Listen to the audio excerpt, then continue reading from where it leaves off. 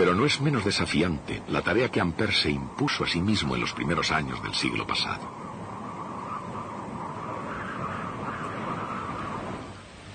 Por ejemplo, Ampère formuló la siguiente pregunta. Si un hilo conductor de una corriente ejerce una fuerza sobre un imán, ¿ejercería también una fuerza sobre otro hilo conductor? Para responder a la pregunta, consideren los hechos. Una corriente circulando produce un campo magnético. Y un campo magnético ejerce una fuerza sobre una carga eléctrica en movimiento. Por consiguiente, como una corriente eléctrica no es otra cosa que cargas eléctricas en movimiento, entonces se sigue que las corrientes eléctricas en circulación ejercen fuerzas magnéticas unas sobre otras. Las corrientes que circulan en la misma dirección se atraen entre sí. Y las que circulan en dirección opuesta se repelen.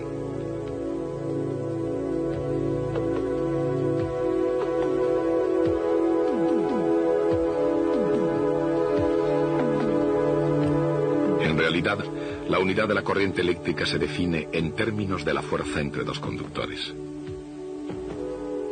Quizá por eso se llama amperio y para cortar se escribe a veces amp.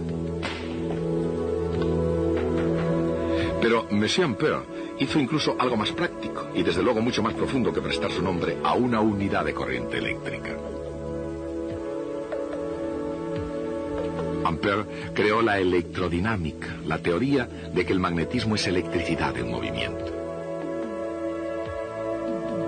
Era una teoría muy prometedora que, entre otras cosas, podía explicar los campos magnéticos de los alambres rectilíneos, de los lazos e incluso de los toroides.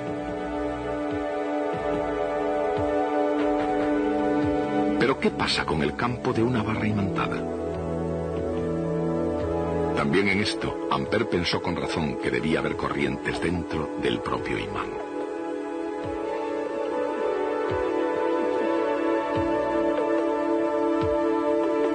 Y se imaginó que cada átomo de un material magnético debe de tener una carga eléctrica circulando que produce un campo magnético.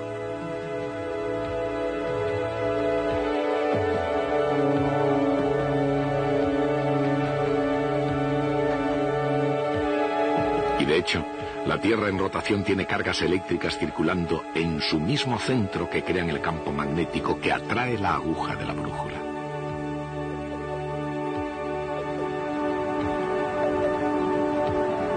Por tanto, la fuerza que hace que la brújula apunte siempre al norte es la misma que la fuerza que hay entre dos hilos conductores.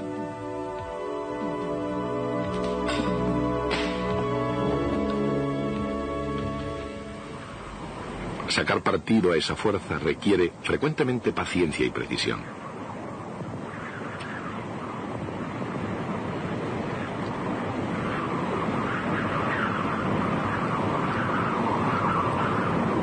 Para medir los ángulos con la mayor exactitud posible en el caso de largas distancias, una persona mira la brújula y alinea a otra persona situada a una cierta distancia.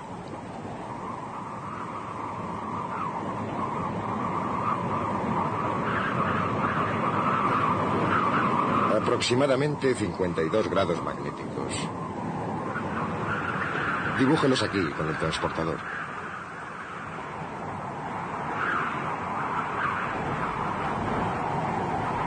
Estos marines están recibiendo una lección de primera mano sobre el valor del trabajo en equipo, una lección que aparentemente es valiosa en el campo de la ciencia. De ser así, es una lección que no comprendieron ni Ampère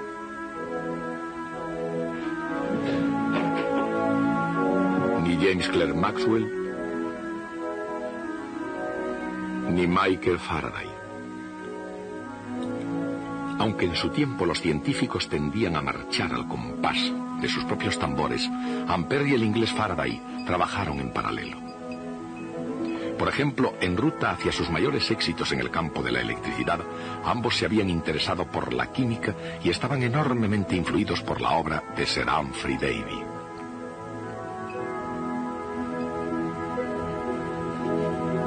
Sin embargo, Faraday y Ampère estaban destinados a ir por caminos diferentes.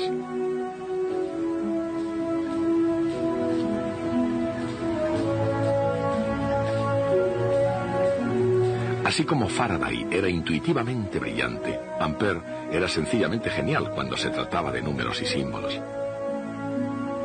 Y la ley que lleva su nombre es una descripción matemática del campo magnético, al mismo tiempo semejante y diferente del campo eléctrico. En un campo eléctrico no se realiza ningún trabajo cuando una carga se mueve a lo largo de cualquier trayectoria cerrada, volviendo de nuevo a su punto de partida. Por lo tanto, cuando se parte de un punto y se sigue cualquier trayectoria volviendo a ese mismo punto, la variación en el potencial eléctrico es siempre cero. Por consiguiente, la integral de la línea del campo eléctrico a lo largo de cualquier trayectoria cerrada es siempre cero. Esta es una propiedad fundamental de los campos eléctricos.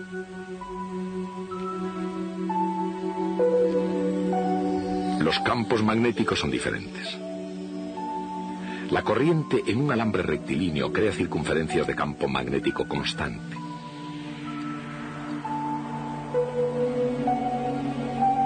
Y como el campo es constante en cada circunferencia, se calcula fácilmente la integral de línea a lo largo de cada una.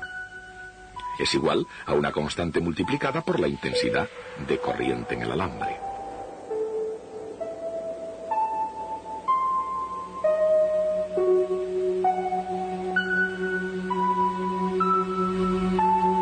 Ese resultado es el mismo para cualquier circunferencia alrededor del hilo y por esa razón para cualquier trayectoria alrededor del alambre. La integral del campo magnético a lo largo de cualquier trayectoria cerrada es igual a m sub 0 multiplicado por la intensidad de corriente total que pasa por dicha trayectoria. Recibe el nombre de ley de Ampère y es una de las ecuaciones fundamentales del magnetismo. Como tal, jugó un papel crucial en la obra de James Clerk Maxwell. Cuando Maxwell se sentó a forjar una teoría sencilla y coherente del electromagnetismo, comenzó con el concepto intuitivo de Faraday sobre las líneas de fuerza, con las leyes del flujo eléctrico y magnético de Gauss, y con la genial idea de Ampère de que todo el magnetismo era eléctrico en su origen. Naturalmente, esas ideas tenían que ser expresadas matemáticamente.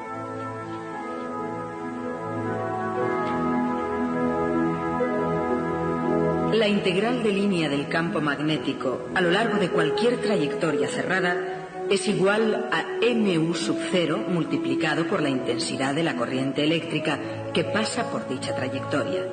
Sin embargo, en los campos eléctricos, la integral de línea a lo largo de cualquier trayectoria cerrada es siempre cero.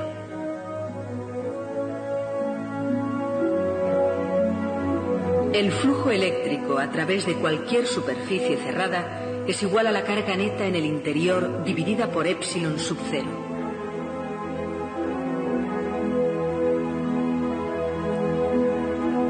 Sin embargo, el flujo magnético a través de cualquier superficie cerrada es siempre cero.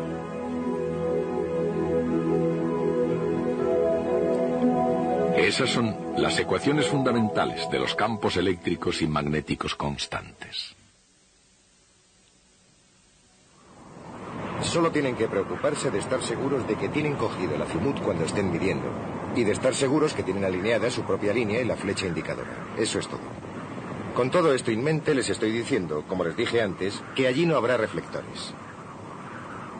Nadie aquí quiere fracasar. ¿Todos entienden la brújula? Todos serán expertos con esto, ¿de acuerdo? Ahora es el momento de hacer preguntas. La única pregunta estúpida es la que se deja por hacer.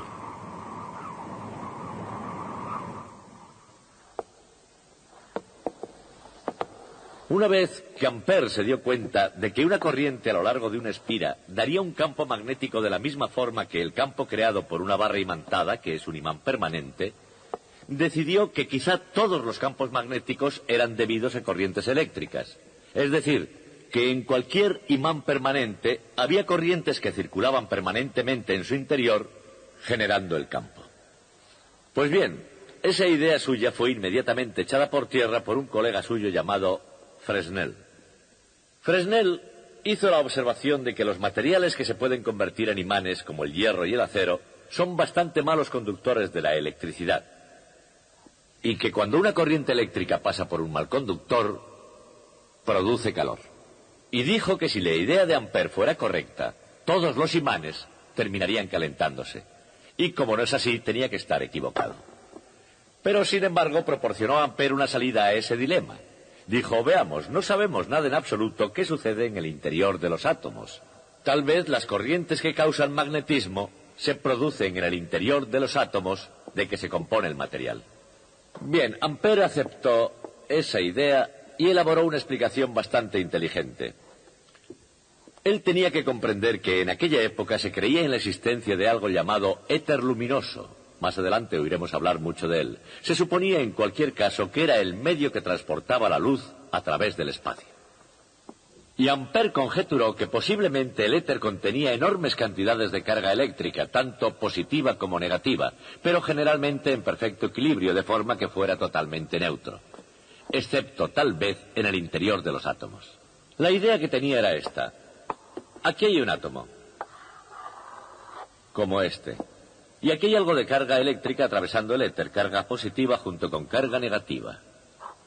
Así. De este modo, cada pareja de ellas están equilibradas, pero cuando entran en el interior de un átomo se podrían separar. La carga positiva podría seguir un camino como este y salir de nuevo. La carga negativa podría seguir otro camino como este y también salir de nuevo. El efecto de la carga positiva sería una corriente eléctrica circulando en esta dirección y constituida por carga positiva. Y el efecto de la carga negativa siguiendo este otro camino sería una corriente eléctrica circulando en la dirección opuesta porque es negativa. Así. De este modo el efecto neto sería un lazo completo de corriente que tendría un campo magnético parecido a esto. Lo que significa que si los átomos de un trozo de material, todos ellos tuvieran esos lazos de corriente eléctrica circulando todos en la misma dirección, el material tendría precisamente las propiedades de un imán permanente. Es una concepción bastante singular. Hay ciertas partes de ella en las que todavía creemos hoy. Creemos que hay corrientes eléctricas circulando en el interior de los átomos, y que esas corrientes dan lugar a las propiedades magnéticas de la materia. Pero no creemos ya absolutamente nada en un éter luminoso lleno de cargas, ni tampoco en eso de que se dividan en el interior del átomo para volver a salir de nuevo. Esta imagen es una perfecta ilustración del hecho, ciertamente extraño, de que sea posible en la ciencia tener una idea en apariencia brillante, pero que esté equivocada. Sin embargo, es parte del andamiaje que continuamente utilizamos para progresar. Con el paso del tiempo, las opiniones sobre la importancia de los sucesos tienden a cambiar. Los héroes en la historia de la ciencia van y vienen. Pero una cosa es cierta, el nombre de Ampère siempre será corriente. Bien, hasta el próximo día y no se lleve ningún imán de madera.